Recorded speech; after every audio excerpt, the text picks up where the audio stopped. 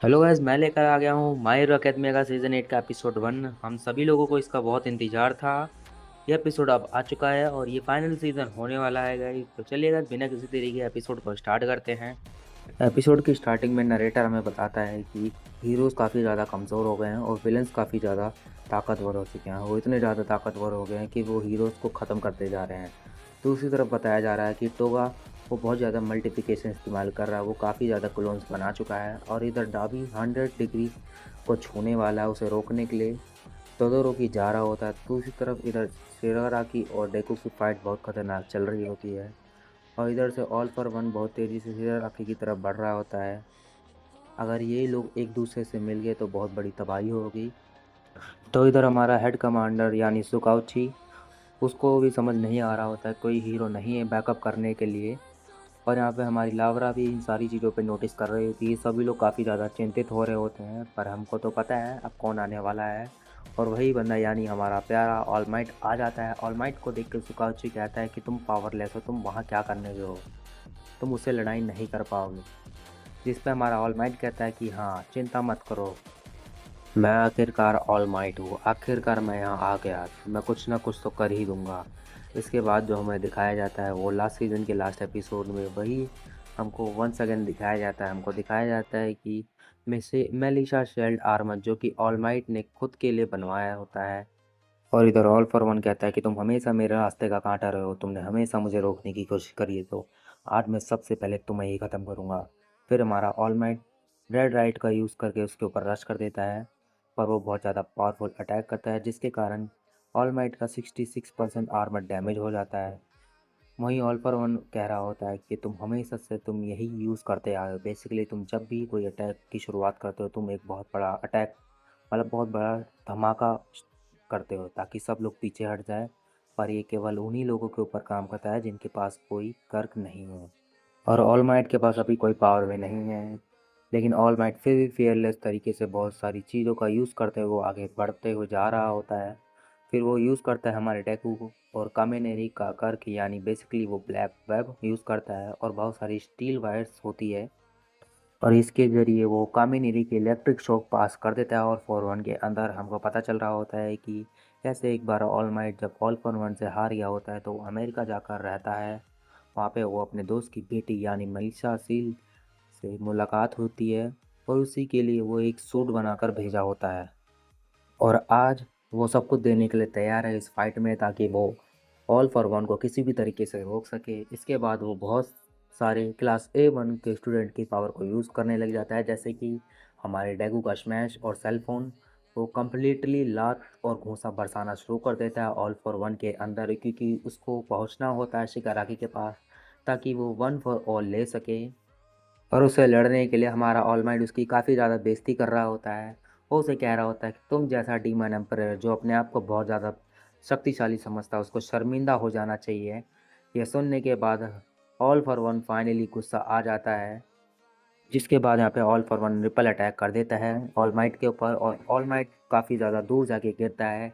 एक बार तो लगता है कि ऑल माइट ख़त्म हो चुका है, पर फिर भी हमको पता चलता है कि हमारा ऑल माइट ऑब्वियसली इतनी आसानी से हार नहीं मानने वाला है। तब ऑल फॉर वन यहाँ पे कहता है कि तुम्हें लग रहा है कि मैं यहाँ अपना टाइम वेस्ट करने आया हूँ या फिर तुमसे डर के यहाँ पे रुका हुआ हूँ।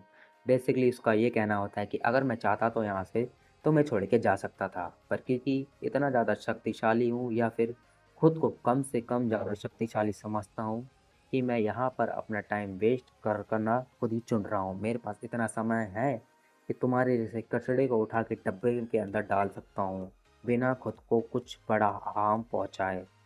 वो कह रहा होता है कि ये सूट किसी भी हालत मेरी लिमिट तक नहीं पहुँचा सकता है।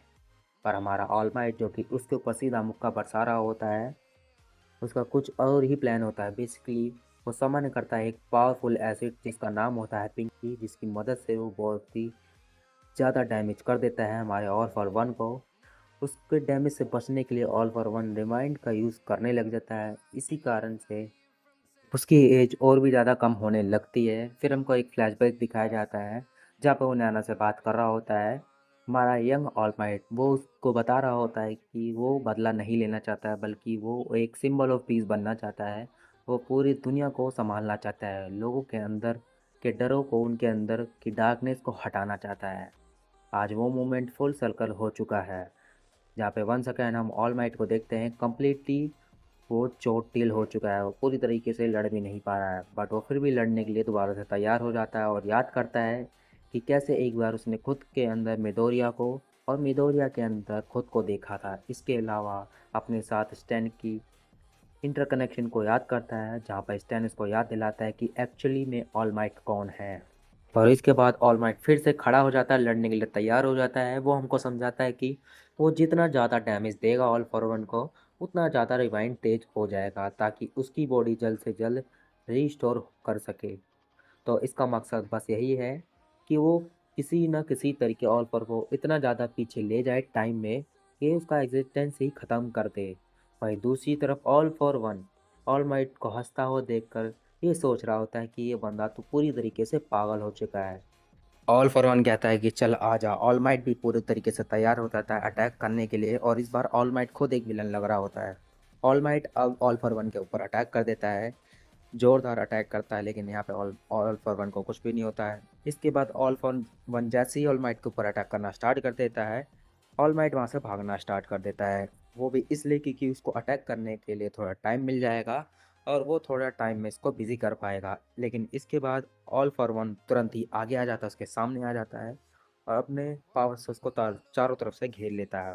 और वो कहता है कि तू कहता है ना कि सनराइज होने वाला है, तो तेरी हंसी अब कहाँ है? जिस पर ऑल माइट कहता है कि मेरी हंसी तो यहीं पर है, तू देखता जा। तो यहाँ पे ऑल फॉर वन कहता है कि सारी दुनिया तुझे रोता हुआ देख रही है। तब यहाँ पर ऑल फॉर वन एक दीवार से निकल के आता है, वो सीधा ऑल माइट के ऊपर पंच मारता है, जिससे कि वो सांस लेना बंद कर देता है, खून वून निकलने लग जाता है। वो कह रहा होता है कि अब मैं तुझे नहीं छोड़ूंगा। इतने में ही ऑल माइट जो होता है वो दोबारा से एक घुमा के पंच मारता है, और वो भी ऑल फॉर वन के मुंह में, और उससे जमाना स्टार्ट कर देता है। दूसरी तरफ हम देखते हैं दूसरा सीन, जहाँ पर एक कुरीना नाम का विलन होता है, जिसने 32 हीरो की बैंड बजा रखी होती है, और इधर आयोमा भी होता है और फैट गम भी होता है। फैट गम के अंदर से जितनी भी पावर होती है वो अपने फ्लावर्स के अंदर से चुसवा देता है, जिससे फैट गम की सारी ताकत ख़त्म हो जाती है, और उसका फ्लावर जो होता है वो इतना बड़ा खिल चुका होता है कि इतिहास में इसने कभी इतना बड़ा फ्लावर खिलता हुआ नहीं देखा होता है। वो विलन कहता है कि आयो मत, तूने हमें धोखा देने की कोशिश करी है, तो इसलिए अब तेरा भी अंत होगा। तेरी पावर है तेरी लेज़र, और मैंने तेरी लेज़र बेल्ट ही तेरे अंदर से निकाल ली है। आयमा अपने आप को चार्ज कर रहा होता है और अपने बचपन को याद कर रहा होता है कि उसे कैसे वो बेल्ट मिली थी, जिससे वो सुपर हीरो बन पाया। और वो कहता है कि लेकिन अगर मेरे पास यूएआई में रहने का एक ये लास्ट दिन है, तो अब वो अपने आप को सेक्रीफाइस भी कर देगा। और वहीं सेक्रीफाइस करने के लिए वो अपनी लेज़र को शूट करना स्टार्ट कर देता है, जिसके अंदर जो विलन होता है वो कहता है कि तू कुछ भी नहीं कर पाएगा। लेकिन हम देखते हैं पीछे से इनविजिबल गर्ल आ जाती है और वो सारी चीज़ों को रिफ्लेक्ट कर देती है। इनविजिबिलिटी के वजह से हम लोग देखते हैं कि जो विलन है वहाँ पर एक बहुत बड़ा ब्लास्ट होता है और वो वहीं पे फट जाता है।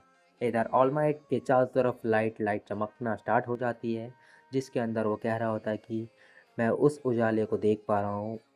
इसके बाद हम करंट टाइम में वापस आते हैं, जहाँ पे ऑल माइट ने हरकुलिस की मदद से दो ड्रोन को बुलाए होते हैं, और वो ऑल फॉर वन को कहता है कि अब तेरा खेल ख़त्म हुआ, तुझे मेरे सर पर हमला करना चाहिए था। तभी ऑल माइट वहाँ से दूर हो जाता है और हम लोग देखते हैं कि ऑल माइट इस्तेमाल करता है कांट स्टॉप ट्विंगलिंग, और वो इतना खतरनाक अटैक होता है कि उसमें से एक लेज़र निकलती है और ऑल फॉर वन बहुत ज़्यादा तड़पने लग जाता है। ऑल माइट सही टाइम पर पीछे हट जाता है और वो कहता है कि मैं तुमसे ऑल स्टार का बदला लेके रहूँगा, चाहे कुछ भी हो जाए। वो सारी पावर्स इस्तेमाल कर रहा होता है क्लास ए के बंदे की, चाहे वो बाकू का अटैक हो, चाहे वो डेकू का अटैक हो, सारी अटैक्स को इस्तेमाल कर रहा होता है। और वो कहता है कि तुझे मेरे चेहरे पर हमला करना चाहिए था, तू बस मेरा रोता हुआ चेहरा देखना चाह रहा था, इसी वजह से अब तू मरेगा। और हम देखते हैं कि जो गन होती है वो ओवरलोड होना स्टार्ट हो जाती है, लेकिन वो इधर फिर भी कमांड करता है एआई को कि नहीं रुकना है, तुम अटैक करते रहना। और इधर वो साउंड वेव का इस्तेमाल करना स्टार्ट कर देता है और वो कहता है कि देख तेरी मौत देख रहे हैं सभी लोग कैमरे से। तभी हम एक बच्चे को देखते हैं जो अलग देश का होता है, वो कहता है कि ये दोनों आपस में क्यों लड़ रहे होते हैं। तभी जो उसकी दादी माँ होती है वो कहती है कि हमें इन सब चीज़ों से क्या लेना देना है, आखिरकार ये मुझे हमें नहीं पता कि ये कौन है, तुम्हें इसकी चिंता करने की कोई ज़रूरत नहीं है। लेकिन वो बच्चा फिर भी ऑल माइट का साथ दे रहा होता है। इसके बाद हम फिर से फाइट में वापस आते हैं। हम देखते हैं कि ऑल माइट की जो गन होती है वह ओवरलोड हो जाने के कारण फट जाती है, जिससे कि ऑल फॉर वन वापस से बाहर आ जाता है और वो सीधा अटैक कर देता है ऑल माइट के ऊपर। और ये अटैक इतना ज़्यादा खतरनाक होता है कि ऑल माइट के सूट के चीथड़े उड़ जाते हैं, वो टूटना स्टार्ट हो जाता है। और जो ऑल फॉर वन होता है वो और भी ज़्यादा छोटा हो जाता है, उसकी एज और भी ज़्यादा कम हो जाती है। थोड़ा डरावना लग रहा होता है, लेकिन वो चमक भी रहा होता है, उसका ऑरा येलो हो चुका होता है। इसके बाद वो कहता है कि अब मैं तुझे ख़त्म कर दूंगा, तू आखिरी बार दुनिया को दिख रहा है। और वो जैसे ही ऑल फॉर वन उसके ऊपर अटैक करने जाता, ऑल फॉर वन की बॉडी एकदम से स्टॉप हो जाती है। तब यहाँ पे एंट्री होती है हमारे हीरो किलर स्टैन की, जो उसका खून चाट लेता है और वो कहता है कि अब मैं तुम सबको ख़त्म कर दूंगा। और ये एपिसोड यहीं पे ख़त्म हो जाता है। लेकिन पोस्ट क्रेडिट सीन भी दिखाया जाता है यहाँ पे, जहाँ पे आयोमा इनविजिबल गर्ल को देख लेता है और इनविजिबल गर्ल आयोमा को कहती कि मैंने कपड़े नहीं पहने, तुम मुझे क्यों देख रहे हो। वो जाके छुप जाती है। इनविजिबल गर्ल कहती कि तुम ठीक हो ना, तुम्हें चोट तो नहीं लगी है, हमें जल्द से जल्द इन सभी पौधों को ख़त्म करना होगा, अगर ये रिप्रोडक्शन करते रहें तो ये और भी ज़्यादा बढ़ते रहेंगे। जहाँ पे आयोमा कहता है कि हाँ, मैं इन सबको ख़त्म करने के लिए तैयार हूँ। तभी इनविजिबल गर्ल कहती है कि तुम्हारा पेट तो दर्द हो रहा होगा। तभी हमारा आयोमा कहता है कि मुझे अब इसकी चिंता नहीं है, आज मेरा आखिरी दिन है तो मैं मरने के लिए भी तैयार हूँ। इनविजिबल गर्ल कहती है कि चलो ठीक है। तभी ये एपिसोड यहाँ पे ख़त्म हो जाता है। तो गैस, माय हीरो अकेडमिया का सीज़न 8 का एपिसोड 1 आपको कैसा लगा कमेंट सेक्शन में ज़रूर बताएं। चैनल पर नए आए हैं तो उसको सब्सक्राइब कर दें, बेल आइकन प्रेस कर दें, जिससे हमारी आने वाली हर वीडियो आपके पास सबसे पहले पहुँचे। तो चलिए गाइस, मिलते हैं नेक्स्ट वीडियो में। अभी के लिए बस इतना ही। Good bye.